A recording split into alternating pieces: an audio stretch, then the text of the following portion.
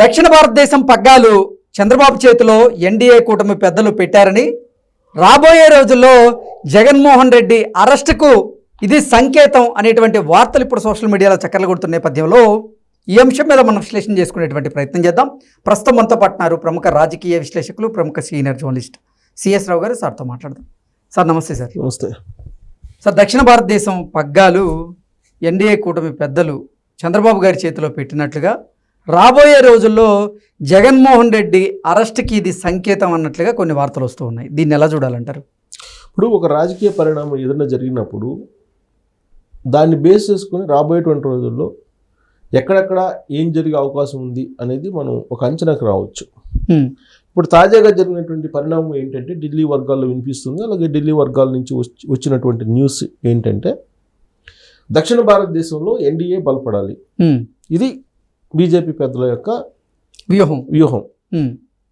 అక్కడ బీజేపీ బలపడాలంటే, లేదంటే ఎన్డీఏ బలపడాలంటే ఏం చేయాలి అనే దాని మీద ఒక కంక్లూషన్కి వచ్చినటువంటి క్రమంలో చంద్రబాబు నాయుడు గారికి టోటల్ సౌత్ ఇండియాకి సంబంధించినటువంటి ఎన్డీఏ బలోపేతం వ్యూహాలు, లేదంటే బలోపేతానికి సంబంధించిన ఫుల్ పవర్స్ ఇచ్చేయాలి అనేటువంటి ఒక అభిప్రాయానికి ఢిల్లీలో ఉండేటువంటి ఎన్డీఏ పెద్దలు లేదా బీజేపీ పెద్దలు, ఎందుకంటే ఎన్డీఏకి లీడ్ చేస్తుంది బీజేపీ వాళ్ళు కాబట్టి ఒక నిర్ణయానికి వచ్చారని చెప్పి తెలుస్తుంది. ఆ న్యూస్ కనుక 100% నిజమైతే, ఎందుకంటే న్యూస్ పేపర్స్లో కూడా వచ్చింది కాబట్టి మనం నమ్మాలి. సో 100% నిజమైతే ఇప్పటి వరకు ఒక అభిప్రాయం ఏముందంటే నరేంద్ర మోడీ చంద్రబాబు నాయుడు గారికి మధ్య రాజకీయపరమైనటువంటి మ్యూచువల్ అండర్స్టాండింగ్ తోటి వెళ్తున్నారు తప్పితే ఒకరి మీద ఒకరికి నమ్మకం పూర్తి స్థాయిలో లేదు. జగన్మోహన్ రెడ్డికి నరేంద్ర మోడీ గారు సపోర్ట్ చేస్తున్నారు, ఇటో కేటీఆర్ చేస్తున్నారు అనేది ఒక అభిప్రాయం ఉంది. ఇప్పుడు తాజా పరిణామం ఏదైతే వచ్చిందో న్యూస్, అది కనుక 100% నిజమైతే చంద్రబాబు నాయుడు గారిని పూర్తి స్థాయిలో నరేంద్ర మోడీ గారు నమ్ముతున్నారు. అలాగే చంద్రబాబు నాయుడు గారు కూడా నరేంద్ర మోడీ లేదా అమిత్ షా వాళ్ళకి విశ్వాసపాత్రునిగా రాజకీయాలు నడుపుతున్నారు. వాళ్ళు కూడా నమ్ముతున్నారు, ఈయన నమ్ముతున్నారు. పరస్పరం వీళ్ళ మధ్య ఒక బాండింగ్ ఏర్పడింది పొలిటికల్గా అని ఒక అభిప్రాయానికి రావచ్చు. ఆ విధమైన బాండింగ్ ఉంది అనుకుంటే కనుక నెక్స్ట్ జరగబోయే పరిణామాలు ఏంటి? జగన్మోహన్ రెడ్డి గారు జైల్లోకి వెళ్ళాలి, అరెస్ట్ కావాలి, బెయిల్ రద్దు అయిపోతుంది. ఇక్కడికి వచ్చేటప్పటికి ఫామ్ హౌస్లో ఉండేటువంటి కేసీఆర్ గారు ఇక్కడ ఆల్రెడీ విద్యుత్ ఒప్పందాలు కానీ, లేదంటే కాళేశ్వరం కానీ, ఫోన్ ట్యాపింగ్ వ్యవహారం కానీ, ఈ కేసులో ఏదో ఒక కేసులో ఆయన అరెస్ట్ కావాలి. ఇంకొక వైపు ఫార్ములా ఈ రేసుకు సంబంధించి ఈడీ కేసు ఆల్రెడీ మెడ మీద వేలాడుతుంది కేటీఆర్కి. అంటే వీళ్ళు కూడా జైలుకి వెళ్ళాలి. అక్కడ జగన్మోహన్ రెడ్డి గారు జైలుకి వెళ్ళి ఇక్కడ వీళ్ళు జైలుకి వెళ్తే నిజంగా ఇప్పుడు జరిగినటువంటి పరిణామం 100% నిజము. పరస్పరం అటు నరేంద్ర మోడీ, అమిత్ షా, ఇటు చంద్రబాబు నాయుడు గారి టీము పరస్పరం ఒక బలమైనటువంటి బంధాన్ని ఏర్పరచుకున్నాయని చెప్పి మనం విశ్వసించడానికి అవకాశం ఉంది. కాకపోతే మొత్తం అసలు అంటే ఫుల్ పవర్స్ దక్షిణ భారతదేశంలో ఇచ్చారు చంద్రబాబు నాయుడు గారికి ఎన్డీఏ బలోపేతానికి అని చెప్పి వచ్చినటువంటి న్యూస్ ఏదైతే ఉందో అది కనుక నిజమైతే చంద్రబాబు నాయుడు గారు ఎన్డీఏని బలపరచాలి సౌత్లో అని అంటే ఏం చేయాలి? ఈ అవినీతి అక్రమాలకు పాల్పడినటువంటి కల్వకుంట్ల ఫ్యామిలీని అక్కడేమో జగన్మోహన్ రెడ్డి గారిని జైల్లోకి పంపించమని చెప్పి చెబుతారు. ఎవరైనా చెప్తారు. సో కాబట్టి వాళ్ళు జైల్లో పంపించేస్తే అప్పుడు ఎన్డీఏ నిజంగానే బలపడేలాగా చంద్రబాబు నాయుడు గారు చేయగలరు. ఇదొకటి. అంటే వాళ్ళిద్దరి మధ్య బంధం నిజంగానే ఎలాంటి అపోహలు లేకుండా వీళ్ళిద్దరి మధ్య బాండింగ్ ఏర్పడింది పొలిటికల్గా అని చెప్పి అనుకోవడానికి ఒక ఇండికేషన్ ఈ అరెస్ట్ ఫామ్ హౌస్లు అలాగే తాడేపల్లిని కనుక కట్టడి చేయగలిగితే, అంటే జైలుకి పంపిస్తే, జైలుకి పంపించడం కాదు ఆల్రెడీ ఉన్న కేసులకు సంబంధించి ఆ కేసుల్లో నరేంద్ర మోడీ గారు, అమిత్ షా గారు ఆదుకుంటున్నారనేటువంటి అభిప్రాయం ఉంది కదా వీళ్ళిద్దరిని, అటు కేసీఆర్ గారి ఫ్యామిలీని, ఇటు జగన్మోహన్ రెడ్డి గారి ఫ్యామిలీని. సో కాబట్టి వాళ్ళు జైలుకి వెళ్తే ఇది నమ్మచ్చు. ఒకటి. సరే, ఆ జైలుకి వెళ్ళకపోయినా కానీ ఎన్డీఏని బలోపేతం చేస్తే ఆటోమేటిక్గా అటు బీఆర్ఎస్ పార్టీ, ఇటు వైఎస్ఆర్ కాంగ్రెస్ పార్టీ బలహీనపడతాయి అనేటువంటి యాంగిల్లో మీరు పనిచేయండి అని చెప్పి చంద్రబాబు గారికి ఫుల్ పవర్స్ ఇచ్చారు అనుకున్నాం. అప్పుడు బలోపేతం చేయాలంటే ఏం చేయాలి?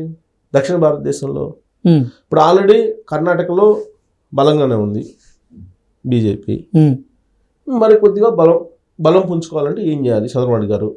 అటు జేడీఎస్ ఉంది కదా, జేడీఎస్ని బలోపేతం చేయాలి. అలాగే సరిహద్దుల్లో ఉండేటువంటి నియోజకవర్గాలు ఉంటాయి, ఆంధ్రప్రదేశ్ సరిహద్దు నియోజకవర్గాలు, వాటికి సంబంధించి కొంత తెలుగు వాళ్ళని అక్కడ గ్యాదర్ చేసి అక్కడ బలోపేతం చేయాలి. ఒకటి.